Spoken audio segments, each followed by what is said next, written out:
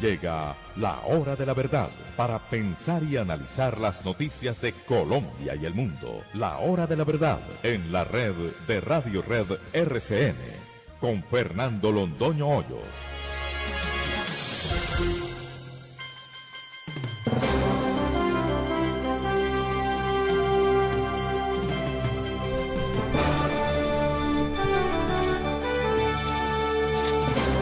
Muy buenos días. Son las 6 de la mañana de este lunes 1 de abril de 2019. Terminó el primer trimestre del año, entramos en abril aguas mil. Esta es la hora de la verdad y estos temas y asuntos que trataremos en la grata compañía de ustedes durante las próximas horas. Lo veíamos venir, esto tenía que ocurrir.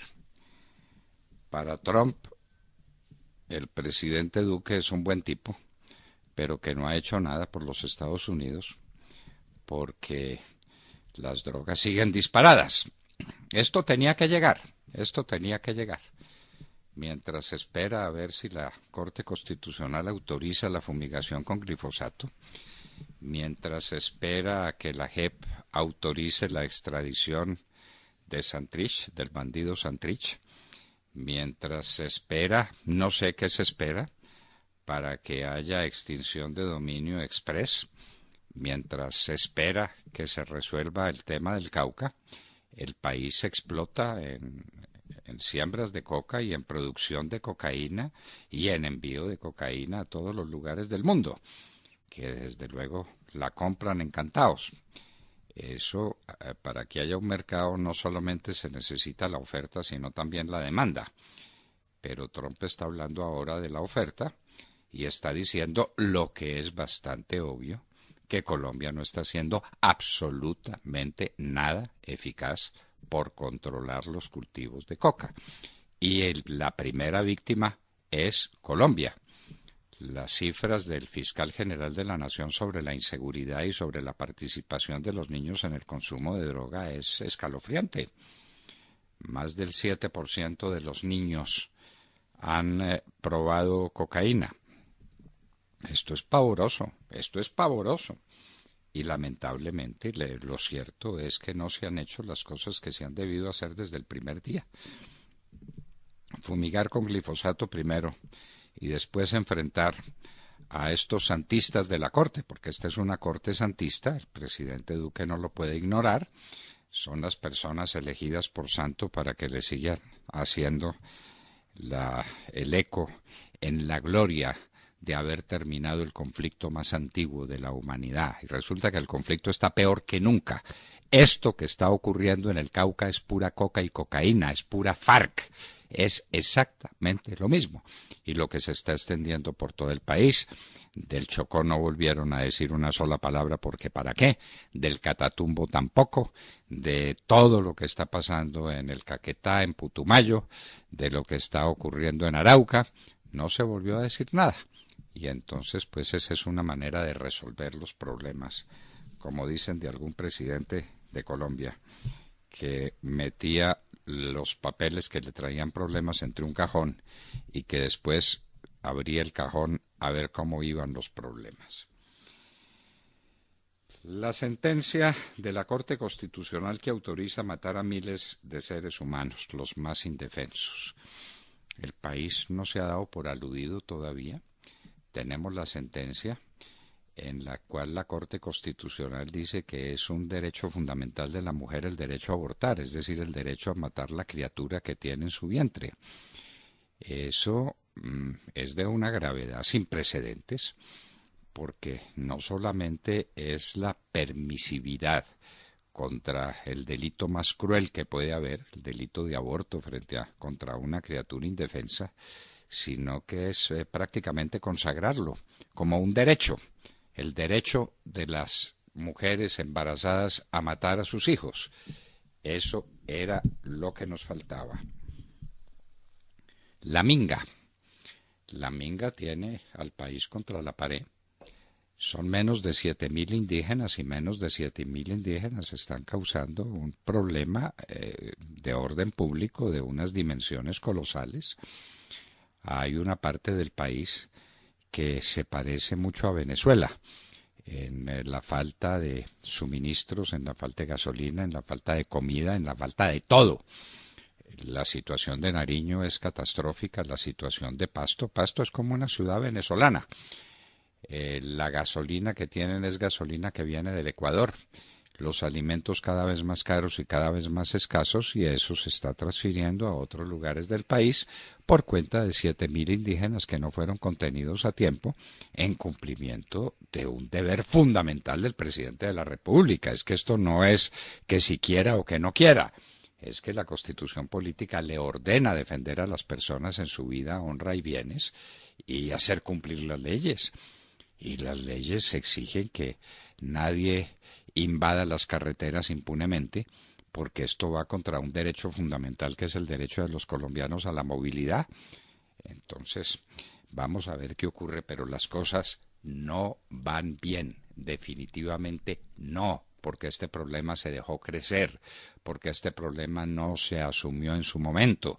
Y entonces, pues los cuentos y que es que están estudiando las cosas y que no se pueden comprometer a lo imposible. Pero primera petición es que no haya sanciones. No haya sanciones por la comisión de un delito de esta magnitud, de manera que todo empieza también con una declaración de impunidad. Como la impunidad de la JEP. La JEP está dedicada a la impunidad, que es lo único que sabe.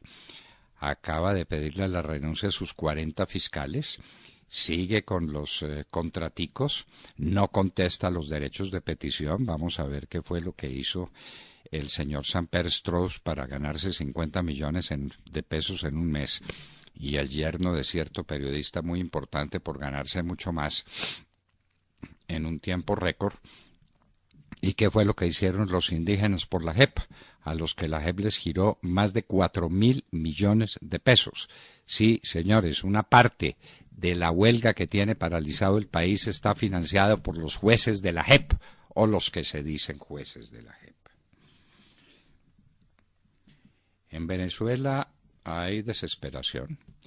Ya lo último es que Maduro, al país que todavía lo podía ver por televisión, porque hay gran parte del país sumido en las tinieblas, con una electricidad intermitente que daña todos los equipos eléctricos, y sigue insistiendo en que este fue un ataque electromagnético para enloquecer al país. Entonces ahora ya el tema es de 30 días. En 30 días los técnicos de Maduro más los técnicos rusos que llegaron, ahora se sabe o están diciendo que llegaron fue para arreglar el problema de luz. Son ingenieros electricistas. No son militares combatientes, sino ingenieros electricistas los que llegaron a Venezuela. Líbranos Dios. 30 días de parálisis del país por cuenta, dicen, del ataque electromagnético, por cuenta de la imprevisión, de la ineptitud, de la incapacidad y de la rapiña de estos bandidos que se dedicaron a robar y no volvieron a mantener nada, ni siquiera los equipos de El Guri.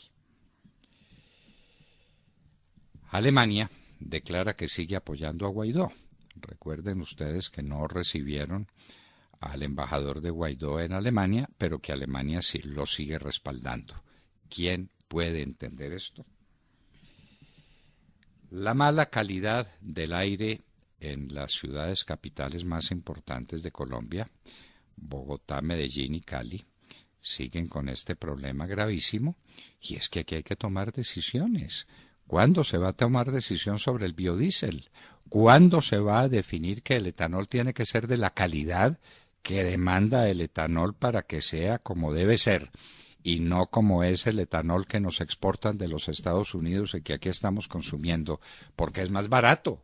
Pero por favor, aquí tiene que ser esto con gas, como en los Estados Unidos lograron contener las emisiones del CO2, gas procedente de los pozos petroleros del esquisto o pozos de petróleo no convencional, a través de lo que llaman el fracking, que es una de las peticiones de los indígenas, que no haya fracking. Hágame usted el favor. y mientras tanto el país sigue sumido en una crisis pavorosa y la que vendrá. A propósito, aquí con el doctor Álvaro Cámara sosteníamos, el doctor Álvaro Cámara con muy buenas razones y con cifras en la mano, que febrero había sido un mal mes desde el punto de vista económico.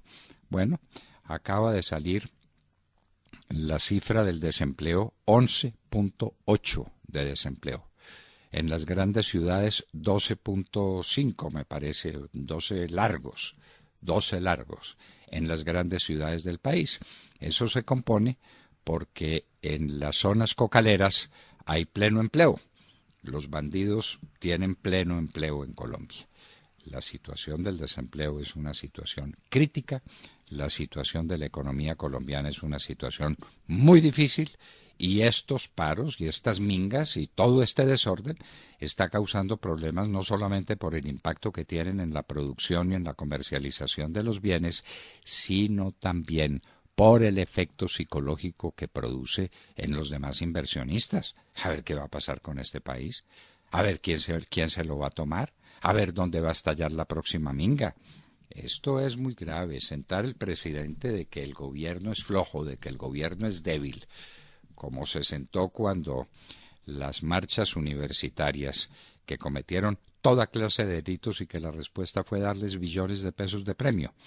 Pues entonces ahí están los indígenas y ahí se prepara, quién sabe quién más está preparando. En todo caso hablan de una huelga general para el 25 de abril, que tal vez la anticipan. Vaya uno a saber cómo. Rechazado otra vez el Brexit a la May.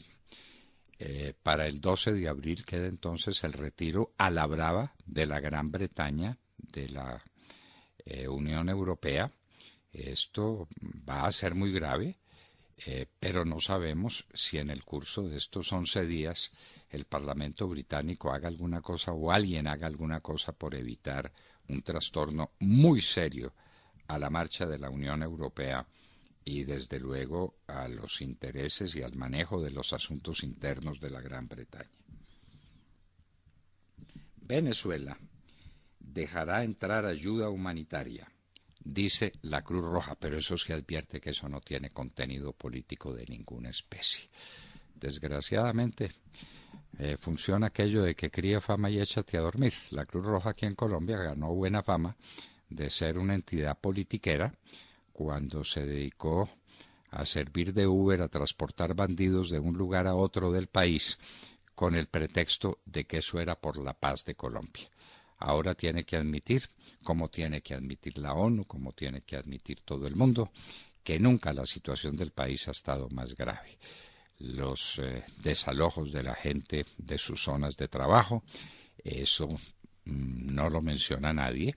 Lo que está pasando en Córdoba es gravísimo y en otras regiones del país, en lo del Catatumbo, es gravísimo, pero la Cruz Roja ahí está, lo hizo muy bien, transportando bandidos en Colombia de un lugar a otro para que Juan Manuel Santos se ganara un premio Nobel.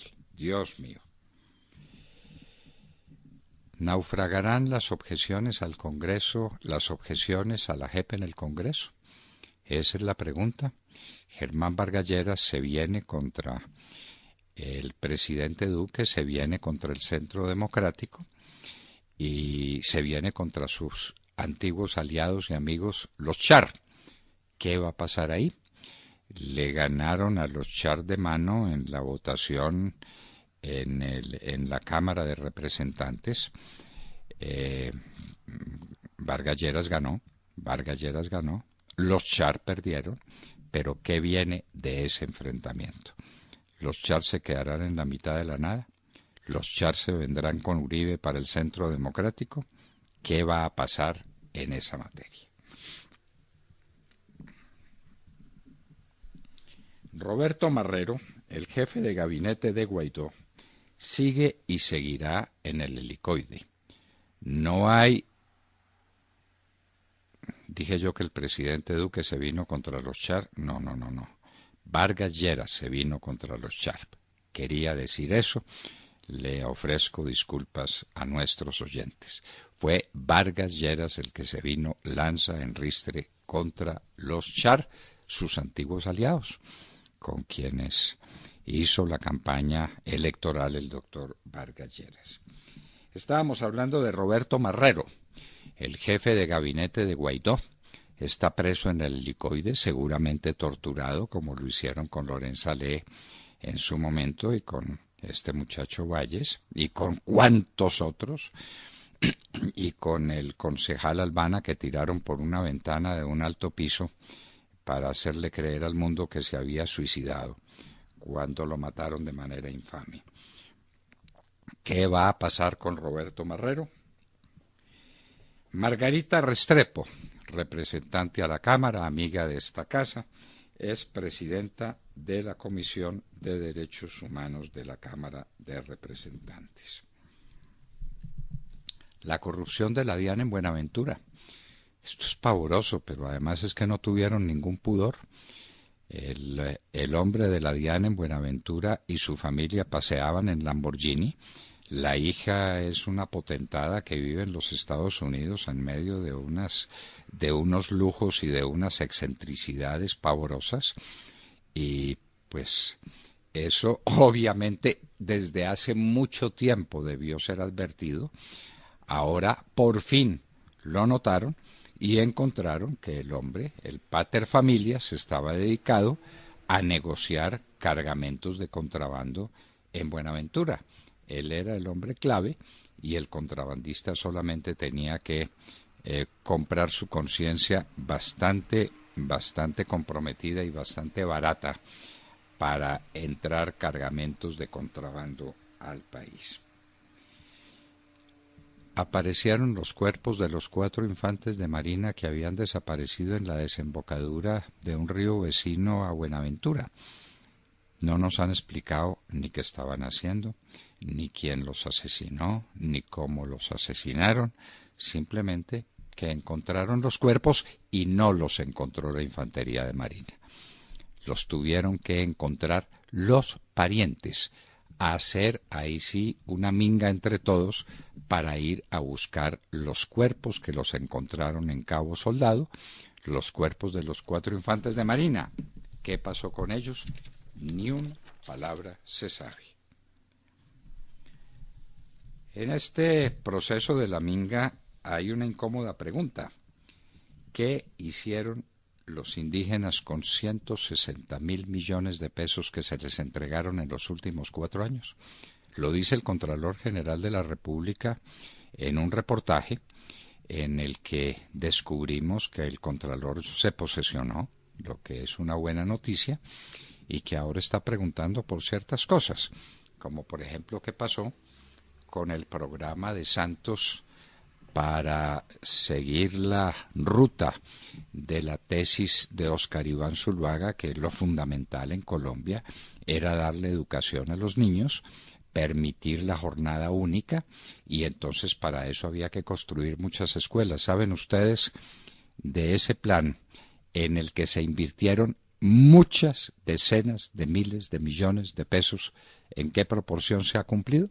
Según el Contralor, en el 4%. 4%. ¿Por qué no se hizo este balance en el momento oportuno? ¿Por qué no lo hace el gobierno nacional y lo tiene que hacer el Contralor recién posesionado? Lo de la JEP es peor que lo imaginado. Los auxiliares de Barceló están en la JEP. La esposa de Cepeda está en la JEP. La amiga de Chacón ya dice que no es su esposa, pero el presidente Duque la saluda como su esposa en el discurso de toma de posesión de la presidencia de la República, acto bastante solemne como para negar una relación de este tipo. La llama la esposa de Chacón, pero se trata de una simple amiga. La amiga de Chacón, ahí está en la JEP. Una persona muy cercana de Enrique Santiago está en la JEP. Enrique Santiago es el bandido abogado de los de las FARC. Un abogado, uno no es abogado porque sí, de unos bandidos. o está cumpliendo un deber profesional muy respetable, o es amigo de ellos, como es el caso de Enrique Santiago y el caso de Álvaro Leiva, que de otra parte no nos han contado cómo son los contraticos del hijo de Álvaro Leiva, y con quién, y de dónde salen esos fondos. El ex asesor de Juan Fernando Cristo está también en la JEP. Nuevos contactos a los investigados por permisos, nuevos contratos, perdón, estaban siendo investigados por permisos otorgados a los bandidos de las FARC. Pues en pleno escándalo celebran nuevos contratos con ellos. Y ahora, lo que dicen para tranquilizar a la opinión pública es que ellos no son sujetos de debates de control político. A la JEP no la puede controlar nadie. Es sacrosanta, es intangible. Nadie puede averiguar ni en qué se gastan la plata. Por ahora nadie quiere averiguar cuál es el contenido de sus sentencias porque no las dictan. Están dedicados a contratar y a robarse un presupuesto gigantesco que se les asignó. Pero nadie les puede hacer control político. ¡Qué maravilla! El fiscal general de la Nación da esta cifra escalofriante. El 58% de capturados por la comisión de delitos, capturados en flagrancia, son reincidentes. Y la cifra que dábamos antes, y que sencillamente es escabrosa, 7,5% de los niños de Colombia ha consumido coca. El mapa de las reservas petroleras del mundo, la verían ustedes publicada. A la cabeza, el país que más reservas petroleras tiene en el mundo es el país que no tiene luz eléctrica, que no tiene comida, que no tiene recursos para que la gente sobreviva, es decir, es Venezuela. Más de 2.000 desplazados en Córdoba. La paz de FARC y de la ONU. La ONU, pues, que vino a decirnos que había que aprobar inmediatamente lo de la JEP y que la paz, y se hacían lenguas hablando de la paz, y recibían los fusiles, unos fierros viejos que les entregó las FARC para hacer un espectáculo. Ahora tienen que decir la verdad, y es que la situación de este país es dramática. Ahora hablan de los desplazamientos en Córdoba, más de 2.000 personas desplazadas. En Ucrania, el comediante Zelensky gana en primera vuelta al presidente Poroshenko y le gana por muy amplio margen. La gente parece que se cansó de tanta seriedad y resolvió apostarle a lo cómico, y un cómico es el que gana las elecciones. Esos ensayos ya se han hecho en varias partes con resultados hasta ahora catastróficos.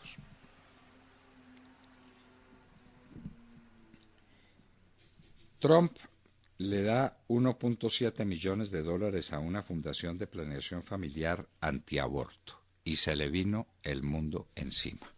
Porque lo que hay que hacer, como lo dice la Corte Constitucional de acá, es decirle a las mujeres que pueden abortar con toda tranquilidad en cualquier momento, porque ese es un derecho fundamental suyo. Los que no tienen derechos fundamentales son las criaturas que están en el vientre materno. En derecho, eso se llaman los nascituros, que se reputa una vez que nacen que han tenido todos los derechos desde el momento de su concepción. Todos son sujetos de derechos. Menos ahora, porque la moda es que todas pueden abortar. Impresionante aumento de la bolsa de China en la última jornada de la semana pasada.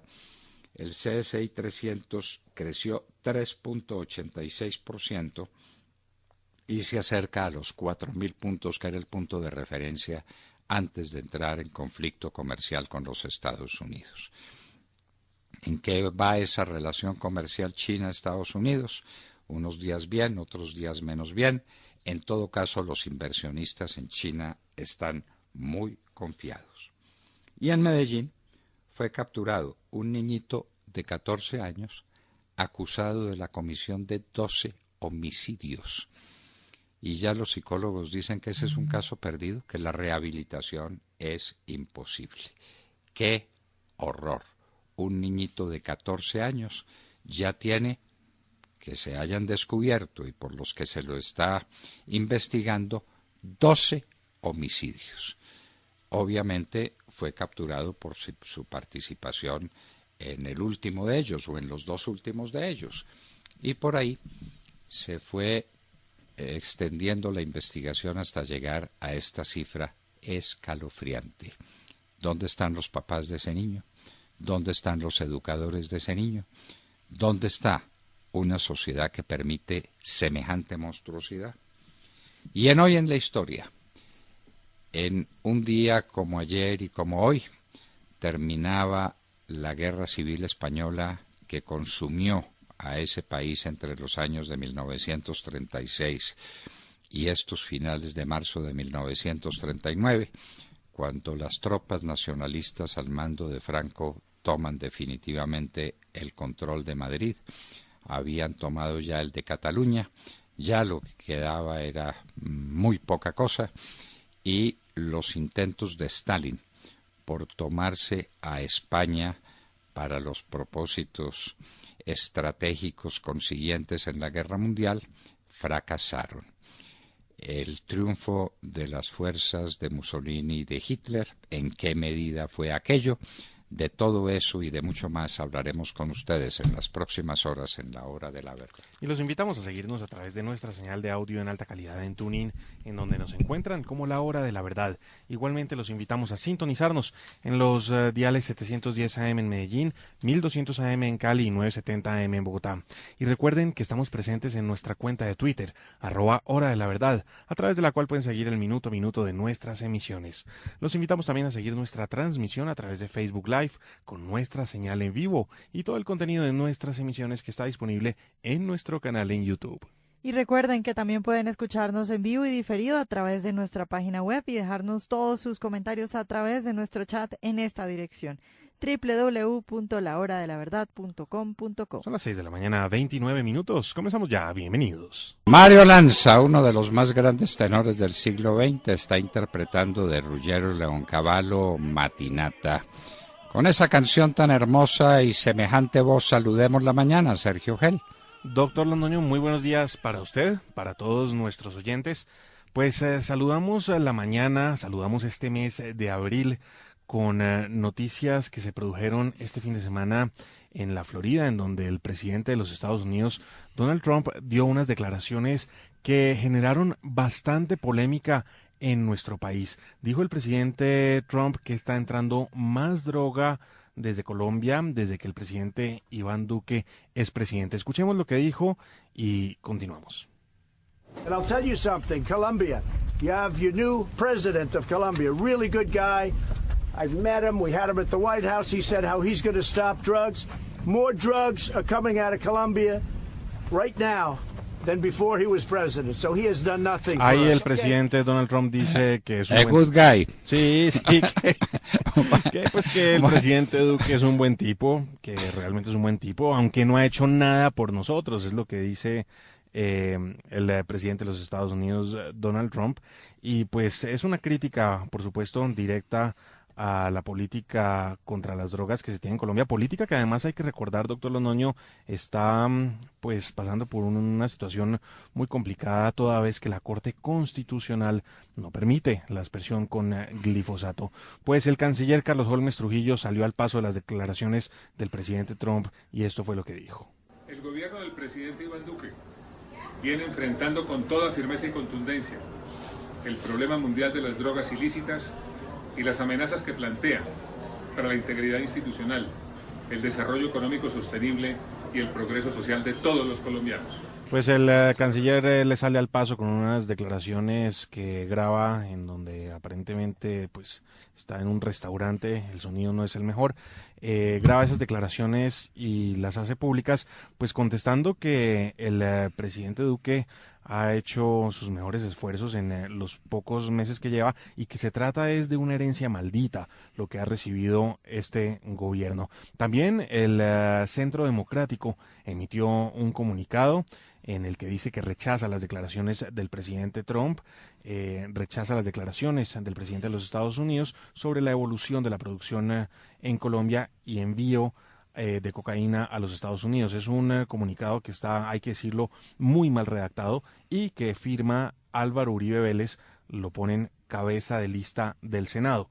Este es el comunicado que saca el Centro Democrático también en reacción a las declaraciones del presidente Donald Trump. Declaraciones que deben hacer reflexionar al país precisamente sobre la lucha contra las drogas. ¿Estamos perdiendo la lucha contra las drogas? Sí, el presidente Duque está trabajando como da, como puede, a toda marcha, con las herramientas que tiene, pero es que las herramientas que tiene pues no dan abasto, porque si no hay glifosato, si no hay aspersión aérea, pues es una lucha que claramente está perdida. Pues, dígame. Pero tampoco hay extradición. Pero, bueno, tampoco hay extradición. Pero tampoco hay extinción de dominio express. ¿No? ¿Dónde está? Es muy complicado el panorama. Entonces, y bueno. No le quitan los bienes a los bandidos, no les limitan la cantidad de droga que tienen sembrada, sino que al contrario, esta hace explosión en todos los lugares del país. No hay extradición de los bandidos, que es a lo único que le temen, es a eso, porque la señora de la JEP no deja. Entonces la Corte Constitucional tampoco deja. Fumiguen con glifosato, por Dios, fumiguen. Y respondan ante el mundo y ante la Corte a ver cuál es el cuento de la Corte Constitucional. Porque cuánto dolor y cuánta sangre nos trae esa cifra. No discutamos boberías. Esto es una cosa objetiva. ¿Ha aumentado o no ha aumentado la producción de cocaína en Colombia desde que el presidente Duque es presidente? Eso no admite discurso, Sergio, eso no es cosa de retórica ni de dar declaraciones. ¿Aumenta o no aumenta la producción de cocaína? Sí, claro. Bueno. Y a su vez la entrada de droga a los Estados Unidos. Pero por supuesto. Lo que quiere decir que hay mayor demanda. En eso tiene razón el canciller colombiano. Ese es un fenómeno universal, pero pues yo contribuyo con mayor oferta, ¿no? Entonces el otro contribuye con la mayor demanda o con la demanda la que sea necesaria. Lo único que no somos capaces de vender en el mundo es café. La cocaína sí somos capaces de venderla con mucha eficiencia. El último que habló fue el senador Marco Rubio, dijo que la oleada de drogas de Colombia que Iván Duque heredó hace solo 8 meses es el resultado de sus políticas predecesoras. Se refiere pues al gobierno de Juan Manuel Santos. Dice Marco Rubio, los narcos nos están inundando con drogas y la violencia de las drogas que generan en Centroamérica lleva a los migrantes a nuestra frontera, porque también estaban hablando del tema del muro fronterizo. Dice también Marco Rubio, no será fácil revertir todo esto mientras Maduro esté en Venezuela. Y mientras aquí no tengamos de verdad una política antidroga, uno tiene que ser franco. Y si esto era así en el momento en que se posesionó Iván Duque, ¿por qué no lo dijo el 7 de agosto? ¿Y por qué no lo criticó con vehemencia como lo ha debido criticar? Inundados, nadando en un mar de coca como lo dijo el procurador. El procurador lo dijo y el procurador no es propiamente el enemigo de Juan Manuel Santos, ¿no? En fin, muy bien. En eso estamos, pues. Vanessa Araujo. Doctor Fernando y queridos oyentes, muy buenos días. Ayer, domingo 31 de marzo, se registraron protestas en varios estados de Venezuela y es que la gente no aguanta más vivir sin luz, sin agua y sin internet, por supuesto. La mayor parte del país lleva 7 días viviendo cortes intermitentes. El apagón afecta a al menos 21 de los 23 estados del país. Muchos ciudadanos salieron a protestar quemando llantas, trancando las calles y algunas de las protestas incluso se realizaron muy cerca de Miraflores. El chavismo ordenó la intervención de colectivos y de los cuerpos de seguridad del Estado que atacaron a los manifestantes con bombas lacrimógenas y armas de fuego. El ministro de Maduro, el señor Jorge Rodríguez, aseguró ayer que el chavismo fue víctima de 2 nuevos ataques programados y sincronizados para obstruir el trabajo de recuperación de la hidroeléctrica. Rodríguez anunció que se mantendrán suspendidas las actividades escolares en todos los niveles de la educación, sin especificar hasta cuándo, aunque ya la mayoría de los niños venezolanos suman 11 días sin clases. También Rodríguez estableció una jornada laboral especial, cuyo horario será hasta las 2 de la tarde. Más tarde, Maduro dijo que ese plan de, entre comillas, racionamiento durará 30 días. Según dijo, al finalizar ese periodo, se va a restituir de manera progresiva el servicio eléctrico en todo el país. El tirano afirmó que se dedicará personalmente a atender la crisis eléctrica. El ministro ruso de Asuntos Exteriores, Sergei Lavrov, también aseguró que los militares rusos que se encuentran en Venezuela están efectuando labores de mantenimiento, de modo que los venezolanos no tienen luz, no tienen agua, no tienen internet, y la esperanza que les dan es que Maduro y los militares rusos mágicamente se convirtieron en expertos y están arreglando los daños de la hidroeléctrica. Para terminar, esta mañana se reportó un nuevo apagón. En este momento hay 21 estados con amplias zonas sin luz, incluyendo también la mayor parte de Caracas, que está a oscuras. ¿Cómo le parece? Pero la culpa es el ataque electromagnético, lo dicen estos cínicos, todavía tienen cara para decir semejante bestialidad. Y los militares rusos convertidos en expertos eléctricos, entonces electromagnéticos, ¿no? Claro. Deben estar todos en el Guri, trabajando por recuperar el Guri. ¿Cómo no? Por Dios, pobre Venezuela y mientras tanto el mundo quieto.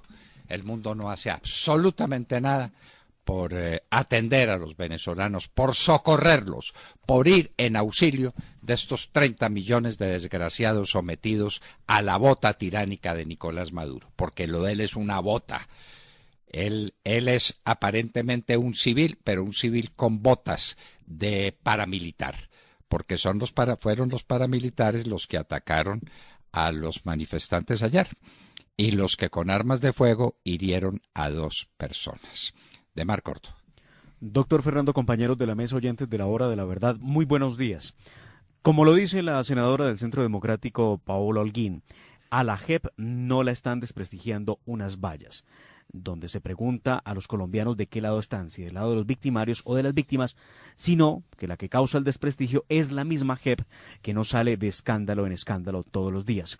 Este fin de semana conocimos nuevos detalles de lo que está pasando en la Justicia Especial para la Paz, que crearon las FARC y el gobierno del expresidente Juan Manuel Santos. De acuerdo con la unidad investigativa del diario El Tiempo, la señora Patricia Linares, presidente de ese pseudotribunal, ya le respondió al presidente del Congreso, Ernesto Macías, un derecho de petición, donde se le solicitaba los contratos y la explicación de los gastos en ese tribunal. La respuesta es que no tiene por qué decir nada a la petición que le hizo el congresista del Partido del Centro Democrático.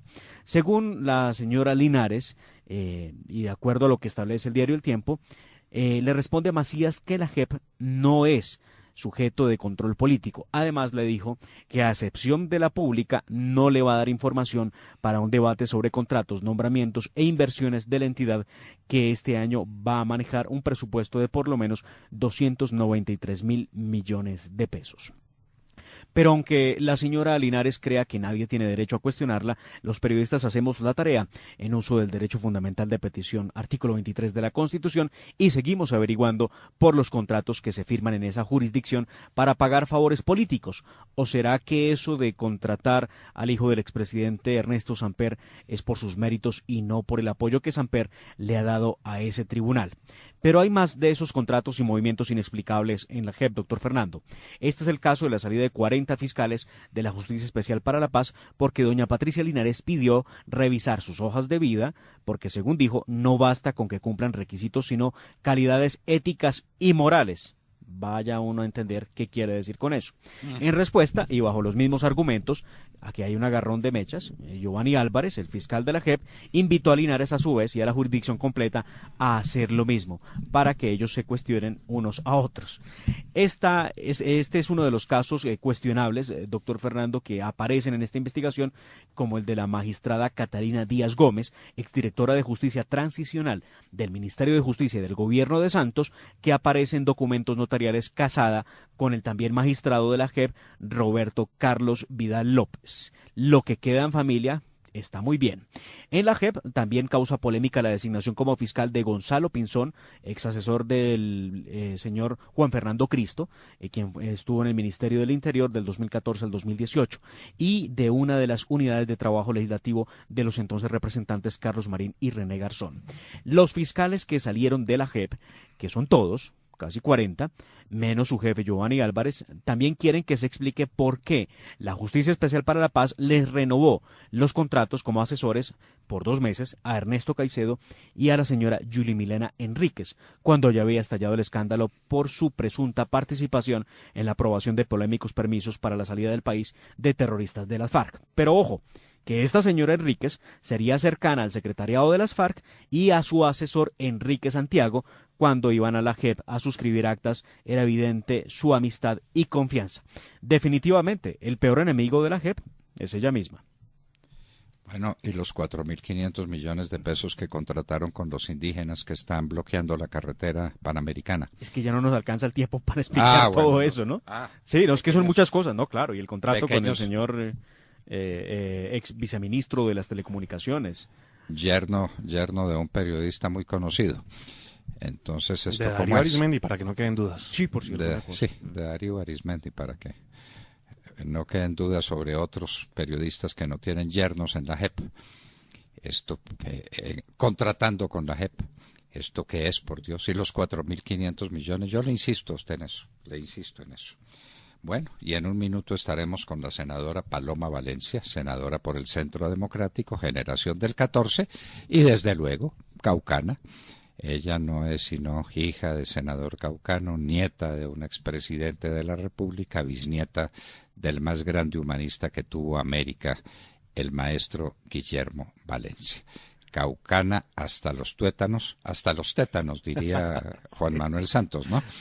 Bueno, Paloma Valencia estará con nosotros en un minuto. Son las 6 de la mañana, 45 minutos. Esta es la hora de la verdad.